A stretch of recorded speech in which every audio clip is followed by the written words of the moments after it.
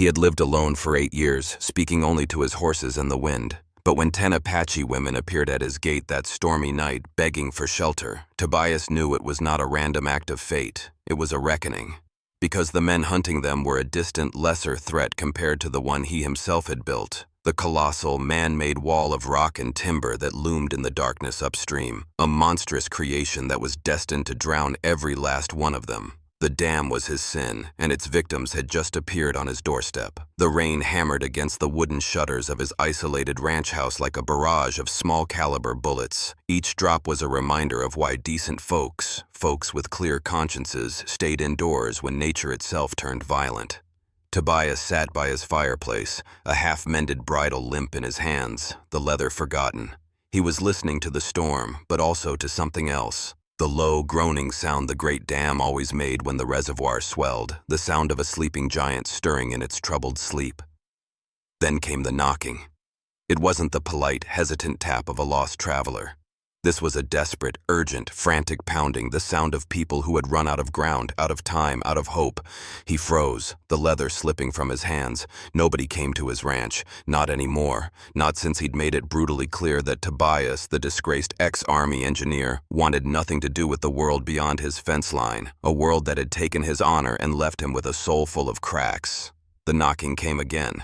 Harder this time, accompanied by voices carried on the wind but distinct, the sharp guttural sounds of the Apache tongue. His blood turned cold. The last time he had heard that language spoken with such urgency, he had been a younger man, a man who still believed in things like duty and country. He had been standing on the half-finished scaffolding of the very dam that now haunted his nights, listening to the pleas of an old Apache chief who had warned him that the valley was sacred, that the river could not be tamed. Tobias, a man following orders, had ignored him. Now, the ghost of that choice had come calling. His hand moved instinctively, a muscle memory from a former life, to the Springfield rifle mounted above the mantel. But something stopped him. Maybe it was the tone of the voices. They were not war cries or demands, but something that sounded almost like a desperate, ragged prayer. Or maybe it was the simple, logical realization that warriors, true warriors, didn't usually announce their arrival by knocking. He approached the heavy oak door, each footstep measured and careful on the worn floorboards. Through the thick wood, he could hear them more clearly now. They were women's voices, speaking in hushed, urgent tones. One voice, stronger and clearer than the rest, rose above the others, speaking a careful, deliberate English, each word sounding as if it had been carved from stone. "Please, we know you are in there. We need shelter just for tonight." Tobias pressed his palm flat against the door, feeling the faint vibration of their voices through the solid wood. 8 years of bitter, soul-crushing solitude had taught him to trust his instincts above all else. And right now, every instinct he possessed screamed of a danger so profound it made the hair on his neck stand up. The danger was not from the women themselves, he knew that. It was from whatever had driven them to his door, to this specific isolated ranch in the middle of a storm that could kill a man in minutes. He thought of the prophecy the old chief had shared with him all those years ago, his words a chilling whisper against the wind. "A day will come when the daughters of my people will seek refuge at the door of the man who built their grave." He had dismissed it then as the ramblings of a defeated old man. Now, it felt like a curse coming due. The voice came again, closer to the door now, as if the speaker had pressed her face against the wood, trying to will her words through the barrier. "They are coming. If you do not help us, we will die out here. And when they find our bodies at your gate," her voice dropped, becoming a low, chilling promise, "you will die too." Tobias's hand hovered over the heavy iron bar that secured his door. In 8 long years, he had never once removed it for anyone. It was the lock on his self-imposed prison. But something in that woman's voice, a cold, hard certainty that made his stomach drop, told him that tonight everything was about to change. Because somewhere in the storm-lashed darkness beyond his ranch, riders were closing in, and the women on his porch were not just seeking refuge from those men. They were seeking refuge from him, from the monstrous act of engineering that held their future, and his redemption in its flawed, groaning, and deeply unstable heart. The iron bar felt heavier than it should have, weighted with the rust of 8 years of fear and guilt. When Tobias finally lifted it from its brackets, the screech of metal on metal sounded like a soul in torment. but the desperation in that woman's voice had cut through his carefully constructed defenses like a blade through paper. The door creaked open, revealing a sight that would be seared into his memory for the rest of his life. 10 Apache women stood huddled on his porch, their traditional buckskin dresses torn and muddied, some bearing fresh wounds that painted dark, ugly stains against the wet fabric. The youngest couldn't have been more than 16, and she was clutching a small, swaddled bundle that moved slightly, a baby, barely breathing in the frigid, driving rain. The oldest had silver threading through her long black hair and eyes that had seen too much death to hold any illusions. But it was the woman who had spoken through the door that commanded his attention. She stood slightly apart from the others, her chin raised in a gesture of indomitable pride, despite the sheer exhaustion etched into every line of her face. Blood trickled from a shallow cut above her left eye, and her dress was torn at the shoulder, but her gaze held his without flinching, without pleading. It was a gaze of assessment, of challenge. "I am Ayana," she said, her English careful but clear. "Daughter of the chief of the Red Creek people. These are my sisters, my daughters, our people. We have been running for 3 days." Tobias opened his mouth to speak, to ask the 1,000 questions that were crowding his mind, but then he looked past her, up the dark, rain-slicked trail that led from his ranch, and his eyes fell upon the colossal, monstrous shadow of the dam, his dam. He looked back at her, at the proud daughter of the Red Creek people, the very people who lived in the valley directly below that flawed, groaning monstrosity. The words died in his throat. Some things, some sins, were too great to be spoken. "Come in," he heard himself say, his voice a hoarse whisper. He stepped back from the doorway, and they moved like shadows, filing past him into the warmth and light of his main room. Tobias had forgotten how small his home felt with other people in it. For 8 years it had been his fortress, his refuge from a world that had judged him and found him wanting. Now it seemed to shrink around these women who brought with them the smell of rain and fear and something else, the faint metallic scent of blood that wasn't entirely their own. Ayana was the last to enter. As she passed him, she spoke in a voice barely above a whisper, her words a chilling confirmation of his deepest fears. "The soldiers who hunt us, they are not far behind. Maybe an hour, maybe less. They are led by Sergeant Blake, and they serve the man who sent them to kill us all, Colonel Marcus Thorne." Thorne. The name hit Tobias like a physical blow. Colonel Thorne, the ambitious, ruthless officer who had been his commanding officer, the very man who had forced him, under threat of court-martial, to cut corners, to use substandard materials, to ignore the geological warnings, and to build the dam that was a monument to their shared corruption. The man who had destroyed his career and his conscience. He had fled to this remote corner of the world to escape that man, and now that man's war had followed him. He shut the door and slid the heavy bar back into place, knowing it was probably useless now. His sanctuary had been breached, not by force, but by a choice born of a guilt she could not possibly understand. "They are hunting you because of the dam, aren't they?" Tobias said, his voice flat, his back still to her. He felt her go still behind him. "How do you know of the dam?" "I know of it," he said, turning to face her, the full, crushing weight of his confession in his eyes. "Because I am the man who built it." Something flickered in Ayana's eyes, shock, confusion, and a dawning terrible recognition. The man from the prophecy. He was real. "They are hunting us," she said, her voice now as cold and hard as river stone. "Because we discovered his men planting charges near the spillway. They are not waiting for the rain to do their work. Thorne plans to blow the dam himself. He means to wash my people from the earth." The full monstrous scope of Thorne's plan was laid bare. He wasn't just a corrupt officer, he was a genocidal madman, willing to kill hundreds to secure the land for the railroad deal he had secretly brokered. And Tobias, he realized with a fresh wave of horror, was not just a disgraced engineer. He was the man who had handed Thorne the weapon. The women he had just granted shelter to were not just seeking refuge from a posse of soldiers. They were seeking refuge from his own monstrous, groaning, and fatally flawed creation. The confession hung in the air between them, heavier and more oppressive than the storm raging outside. "I am the man who built it." The words, once spoken, could not be taken back. They transformed the cabin from a simple refuge into the heart of a shared and deeply personal battlefield. Ayana stared at Tobias, her dark eyes, which had held defiance and exhaustion, now blazed with a new, terrifying light.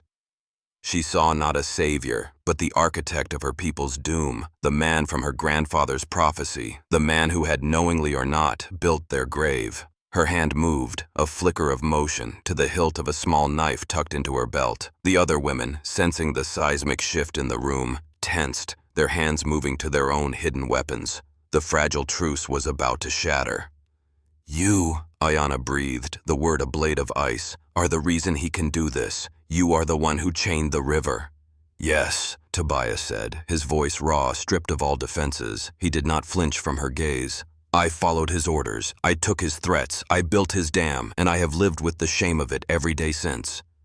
Before the confrontation could escalate, a new sound cut through the storm, a sound that was not thunder. It was the sound of approaching horses, dozens of them, their hooves splashing through the thick mud, and the low, guttural voices of men who thought they had their prey cornered. Sergeant Blake and his soldiers had arrived. The immediate external threat had eclipsed for a moment the deeper internal one. The ranch was now under siege. Thorne's men, led by the brutal and efficient Sergeant Blake, surrounded the small cabin and the outbuildings. They did not attack immediately. They were disciplined. They would wait for the storm to break, for the light of dawn, before they moved in for the kill. Their mission was simple and absolute: ensure that no one from Ayana's party left this ranch alive. The women were not just fugitives. They were witnesses who could expose a crime so monstrous it would bring down a decorated colonel. And Tobias, the man who sheltered them, was now an accomplice, his fate irrevocably tied to theirs. What followed was a masterclass in guerrilla warfare, a desperate battle of wits and will fought on two fronts. One front was against the soldiers outside. The other, a quieter but no less intense battle, was fought within the walls of the cabin itself, a battle of trust and absolution. Tobias, the haunted engineer, transformed. The years of guilt and solitude fell away, replaced by the sharp analytical mind of the man who had once tamed rivers and reshaped mountains. His ranch, built as a fortress against his own memories, now became a literal one. "He'll expect a direct assault," Tobias explained to Ayana, his voice crisp and professional, the voice of a commander. "He'll send men from the front and the back, but he won't expect the ground itself to fight him." Using his engineer's mind, he turned his property into a labyrinth of deadly, intelligent traps. He showed the women how a single, well-placed axe blow could bring down a heavy, precariously balanced woodpile, creating a formidable barricade. He identified the structural weak point in the roof of his old barn, a place where a single rifle shot could send tons of hay and timber crashing down on anyone foolish enough to take cover there. He rigged tripwires connected not to guns, but to the heavy cast-iron bells he used to call his livestock, creating a crude but effective early warning system. The Apache women, in turn, revealed themselves to be not just survivors, but disciplined warriors. They moved with a silent, coordinated grace, their knowledge of camouflage, of stealth, of the art of the silent kill, a thing of breathtaking and terrifying efficiency. A tense but brutally effective partnership was forged in the crucible of their shared, desperate fight for survival. During a long, tense lull in the fighting on the second day of the siege, as the rain softened to a miserable drizzle, Ayana found Tobias in his small Spartan living area. He was standing over his rough-hewn table, staring down at a set of old, rolled-up blueprints, his knuckles white as he gripped the edge of the wood. They were the original flawed plans for the dam. She saw the sheer, unadulterated anguish on his face, the look of a man forced to confront the physical manifestation of his greatest sin. She saw not a monster, not a god of destruction from a prophecy, but a man as trapped and as doomed by that dam as her own people. She stepped closer. "My grandfather said the river has a spirit," she said, her voice quiet. "He said it would one day take back what was stolen from it." Tobias didn't look up from the plans. "Your grandfather was a wise man. I used 1,000 tons of rock and timber to build a cage for that spirit, but I used cheap mortar and faulty calculations on Thorne's orders. The cage was never meant to hold." "You knew it would break," she stated, the question a soft accusation. "I knew," he confessed, his voice a hoarse whisper. "I have lived every day for 8 years waiting for the sound of it cracking." In that moment, a profound and startling understanding passed between them. She began to see him not as the symbol of her people's destruction, but as another of Colonel Thorne's victims, a man whose soul had been mortgaged to build that monstrous wall. And he saw in her not just a victim of his failure, but a woman of incredible strength, a leader who carried the future of her people in her own 2 hands. The prophecy, she began to realize with a dawning, shocking clarity, was incomplete. The man who had brought the great flood could also, perhaps, be the one to stop it. The siege tightened. Their meager supplies of food and ammunition dwindled. The soldiers, growing impatient, began to make more aggressive probes, testing their defenses. It was during a particularly fierce exchange of fire near the barn that Tobias, in a moment of desperate inspiration, revealed his ultimate terrible choice. "I can destroy it," he said, his voice low and intense as they huddled behind a barricade. "The dam. I can bring it down." Ayana stared at him. "You would destroy your own creation?" "It is not my creation," he said, his eyes burning with a cold, clear fire. "It is my sin. I know its weaknesses because I am the one who built them. I can place a single, controlled charge at the base of the spillway. It wouldn't be a catastrophic failure, not the village-destroying flood Thorn wants. It would be a controlled demolition, a surgical breach that would drain the reservoir in a matter of hours. It would neutralize Thorn's greatest weapon." The cost of such an act was unspoken, but they both knew it.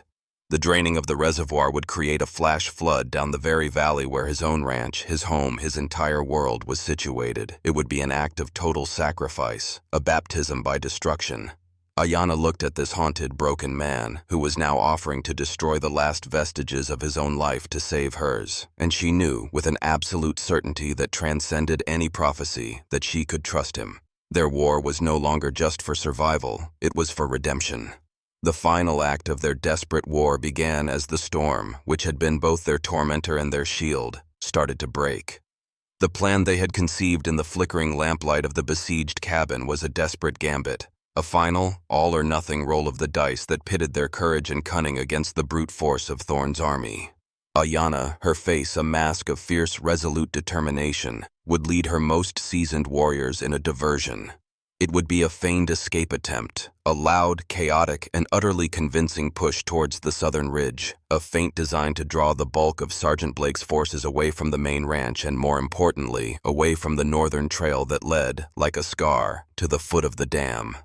As the last light of day bled out, staining the bruised clouds with streaks of crimson and violet, the diversion began. The night erupted with the sharp, cracking reports of rifles, the piercing, defiant war cries of the Apache women, and the thunder of a half-dozen of Tobias's own horses' hooves.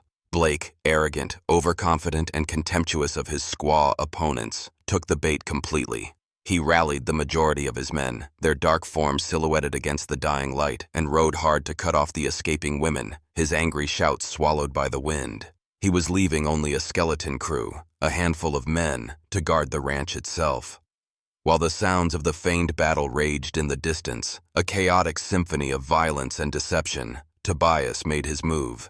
He slipped out the back of the cabin, a heavy oilcloth-wrapped satchel of dynamite from his past life, a life he had tried and failed to bury, slung over his shoulder. He began a desperate, grueling run for the dam. The terrain was a treacherous labyrinth of slick rock and thorny brush in the near darkness, a place where a single misstep could mean a broken ankle, or worse. But he knew this land. He had walked it every day for 8 long years, pacing the boundaries of his self-imposed prison, memorizing every rock, every gully, every shadow. Now he used that intimate, painful knowledge to his advantage, moving with the speed and silence of a ghost, his breath coming in ragged, burning bursts. It was a race against time, a race against the moment Sergeant Blake would realize he had been deceived and turn his forces back to crush them. The climax of their long, bloody war took place on top of the dam itself, a colossal, man-made cliff set against the epic backdrop of a storm-torn sky. The wind, funneled by the canyon, howled across the narrow walkway with the force of a physical blow. Below him, on one side, was the dark churning and immense pressure of the reservoir he had created. On the other, the dizzying drop into the valley where Ayana's people slept, unaware of the judgment that hung over their heads. The low, groaning sound of the dam, the sound of a sleeping giant stirring in its troubled sleep, was a constant, terrifying moan. As Tobias knelt, his fingers numb with cold and adrenaline, to place the last of the dynamite charges near the base of the main spillway, a figure emerged from the shadows of the control house at the far end of the dam. It was Colonel Marcus Thorne. He had not been with the main force. He had been waiting here, at the heart of his monstrous genocidal plan, a patient spider in the center of his web. I knew you would come, Tobias, Thorn said, his voice unnervingly calm, almost conversational, a chilling counterpoint to the raging storm. He held a heavy Colt revolver, its barrel steady, aimed directly at Tobias's heart. I knew your conscience wouldn't let you just sit by and watch. It was always your greatest weakness. Duty, honor, such sentimental and, in the end, utterly useless notions. The final confrontation was not just a gunfight, it was a battle of wills, a clash of two opposing and irreconcilable worldviews played out on the precipice of destruction. Thorn, with a cold, terrifying lucidity, laid his motive bare. The railroad, the government contracts, the immense personal fortune he stood to gain. The Apache village was an inconvenient, primitive obstacle in the path of what he called progress. They are a footnote in a history book that hasn't been written yet, Tobias, he sneered, his face illuminated by a sudden flash of lightning. And you and I are the ones holding the pen. We are the architects of the future. You're a butcher, Tobias growled, his hand hovering over the detonator wires. I am a realist, Thorn countered. The West is not one with kindness. It is one with iron and fire and the will to erase that which stands in your way. The fight that followed was a brutal, desperate struggle on the narrow, rain-slicked walkway, 100 feet above the valley floor. A shot rang out, then another. It was a chaotic ballet of violence, of two men locked in a mortal struggle for the future of a people. In the heat of the fight, his body battered, his mind screaming, Tobias made his final, redemptive choice. He managed to trigger the charges, but not in the way Thorn had intended, not to cause a catastrophic explosive failure that would unleash a wall of water on the sleeping village. He had placed the dynamite with the precision of an engineer, targeting a specific structural weak point at the base of the spillway. The dam did not explode in a single fiery cataclysm. Instead, with a deep, groaning, and earth-shaking roar, a massive section of the wall gave way. The lake, the great spirit that Tobias had caged, began to drain, not in a single, village-destroying tidal wave, but in a powerful, contained, and manageable torrent down the emergency flood channel, the very channel that ran directly through the heart of Tobias's own ranch. He had chosen to save them, even at the certain cost of his own land, his own home, his own world. He had chosen to baptize his own sin in a flood of his own making. In the final moments of their struggle, with the dam crumbling around them, Thorn made a last, desperate lunge for Tobias. But he lost his footing on the slick, vibrating walkway, and with a final, surprised cry, he plunged into the churning, violent torrent of the escaping river, a fitting end for a man who had tried to play God. The story ends weeks later, under a clear, quiet, and peaceful sky. Colonel Thorn and his surviving men, their conspiracy exposed by a messenger Ayana had sent to a neighboring fort during the siege, are in federal custody, their careers and their lives in ruins. The dam, now a silent, hollowed-out shell, stands as a monument to a battle won, its threat finally and completely gone. Tobias's ranch, his cabin, his barn, his years of work, all of it is gone, washed away, the land scoured clean down to the bedrock by the flood of his own making. He has lost everything he owned. He stands on a high, grassy ridge overlooking the valley with Ayana and the surviving women of her tribe. The infant, Nantan, is strapped to her back, healthy and strong, his dark eyes taking in the new, wider world. Tobias is a man with nothing left. He is a man without a home, without a past, without a future. Ayana turns to him, her face serene in the warm, afternoon light. She reaches out and takes his hand, her grip firm, sure, and full of a promise that needs no words. You have not lost a home, she says, her voice as steady and as powerful as the river that now flowed freely and peacefully in its rightful place below them. You have laid the foundation for a new one. She gestures to the wide, green, and now safe valley, to her people, who are looking up at him not with suspicion or fear, but with a profound, quiet, and enduring respect. Here, she says simply, with us. The story ends with him taking her hand, their fingers lacing together. His act of redemptive sacrifice has transformed him from the harbinger of their doom into the unlikely architect of their shared future. He had come to this place to bury his past, and in the end, he had been forced to wash it all away, to cleanse the very earth of his sin, in order to find a new beginning. The Dam of Sins is a powerful and challenging story that forces us to confront one of life's most difficult questions. What does true redemption cost? Tobias was a man haunted not just by a memory, but by a physical monument to his own moral failure. The dam was more than just rock and timber. It was the embodiment of his sin, a constant, looming reminder of the day he chose obedience over conscience. His self-imposed exile wasn't just about escaping the world. It was about being a permanent, solitary watchman over the disaster he knew he had created. His journey is a profound metaphor for the dams we build in our own lives. These can be the compromises we make, the truths we ignore, or the duties we follow that go against our deepest values. We often live in the shadow of these choices, hoping they will hold, praying they will never break. But the story of Tobias teaches us a stark and powerful lesson. True redemption is not found in simply regretting our past creations. It is found in having the courage to dismantle them, even if it means destroying the world we have built for ourselves in the process. His ultimate act of salvation was not just in fighting an external enemy, but in the terrifying, sacrificial act of blowing up his own past. He had to wash his own life away to cleanse his soul. Ayana's story, on the other hand, is a testament to the power of seeing beyond the symbol to the person. She had every right to see Tobias as the monster from her people's prophecy, the faceless architect of their doom. But through the crucible of the siege, she began to see the truth. He was not a god of destruction, but another of Thorn's victims, a man as trapped by the dam as she was. Her ability to look past his sin and see his humanity was the key that unlocked his own redemption. This is a critical lesson for us. It is easy to judge others by their worst mistakes, to define them by the dams they have built. But true compassion, and often the path to real solutions, lies in the difficult work of understanding the context, of seeing the person who was forced to lay the stones. Their story is not a simple romance. It is a complex alliance built on a shared, terrible truth.